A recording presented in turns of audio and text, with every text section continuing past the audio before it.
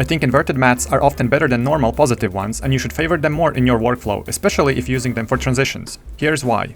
If you have a simple luma mat transition that goes from black to white, once the transition is finished, you always have to mind that your mat layer stays completely white and spans the whole length of the layer that it's revealing. Otherwise, the layer underneath it will disappear. With an inverted luma mat transition, however, that starts from white and goes to black, once the transition is done, you don't have to worry about the matte layer anymore, because if the matte cuts off, After Effects sees it as black, meaning that the layer underneath is fully revealed. The same logic, of course, applies for alpha mats as well. Here's a quick example. I have this scene made out of individual cloud layers. Let's say I wanted to fade few of them off organically. I prepared a simple fractal noise luma mat that goes from black to white. I can pre-comp it, set it to be used as luma inverted mat, and because it doesn't have to span the whole length of the layer, I can easily move the layer around to set when my transition starts. Intuitive and neat.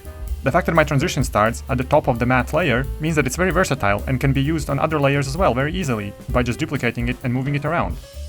For comparison, if we were to replace our transition with a luma positive one, there would be a couple more hoops we needed to jump through.